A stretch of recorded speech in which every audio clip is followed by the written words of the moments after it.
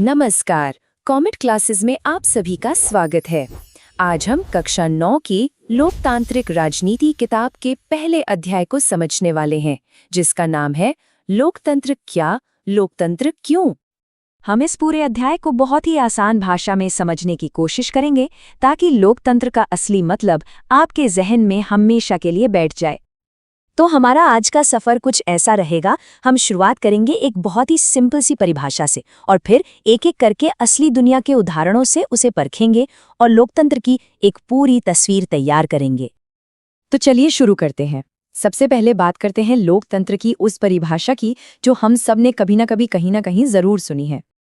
ये रही वो परिभाषा, बिल्कुल सीधी सादी है ना, कि लोकतंत्र में शासकों को लोग चुनते हैं। सुनने में ये बहुत आसान लगता है, लेकिन क्या ये वाकई इतना ही सिंपल है? असल में इसके अंदर कई सवाल छुपे हैं। देखिए, जैसे ही हम इस पर थोड़ा और सोचते हैं, कुछ बड़े सवाल सामने आते हैं। जैसे, ये शासक कौन है? क्या कोई भी जिसे चुन लिया गया वो शासक है? और चुनाव, मतलब कैसा चुनाव होना चाहिए? और सबसे जरूरी, ये लोग कौन है जो वोट देंगे? इन्हीं सवालों के जवाब ढूंढने के लिए चलिए अपनी पहली केस स्टडी की ओर बढ़ते हैं और देखते हैं कि असली शक्ति किसके पास है। ये जानना क्यों इतना जरूरी है? तो बात है 1999 की। पाकिस्तान में जनरल परवेज मुशर्रफ ने एक चुनी हुई सरकार को हटाकर सत्ता पर कब्जा कर लिया। बाद में उन्होंने चुनाव भी करवाए, प्रतिनिधि भी चुने गए, लेकिन फिर उन्होंने एक लीगल फ्रेमवर्क ऑर्डर जारी किया।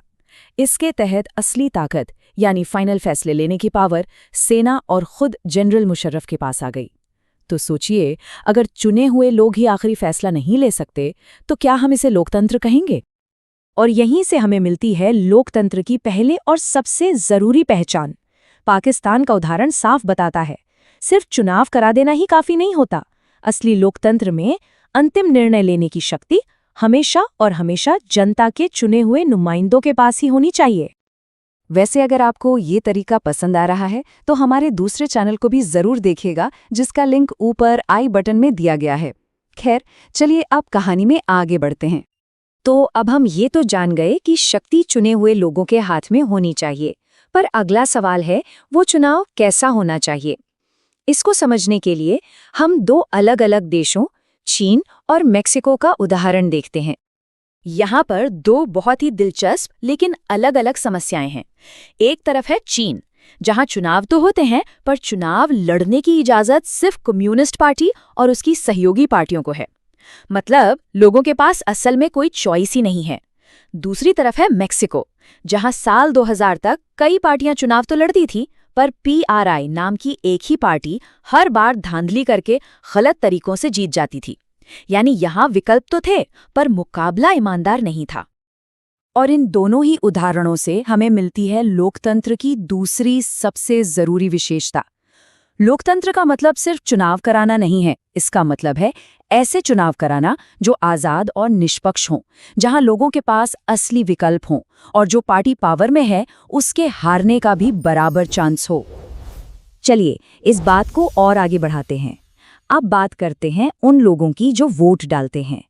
क्या हर नागरिक को वोट देने का बराबर अधिकार मिलता है? और क्या हर किसी के वोट की कीमत एक जैसी होती है? शायद आपको जानकर हैरानी हो, पर दुनिया में कई ऐसे उदाहरण हैं जहां ऐसा नहीं है। जैसे सऊदी अरब में 2015 तक महिलाओं को वोट देने का हक ही नहीं था। एस्टोनिया में जो रूसी मूल के लोग रहते हैं, उनके लिए वोटिंग राइट्स हासिल करना बहुत मुश्किल है। और फिजी में तो वहां के एक मूल निवासी के वोट की वैल्यू एक भारतीय मूल के नागरिक के वोट से ज्यादा है। और यहीं से हमें लोकतंत्र का तीसरा मौलिक नियम मिलता है, जिसे कहते हैं राजनीतिक समानता का सिद्धांत। मतलब साफ है, हर वयस्क नागरिक को एक वोट मिलना चाहिए और हर किसी के वोट की कीमत यानी वैल्यू बराबर होनी चाहिए, कोई कम या कोई ज्यादा नहीं।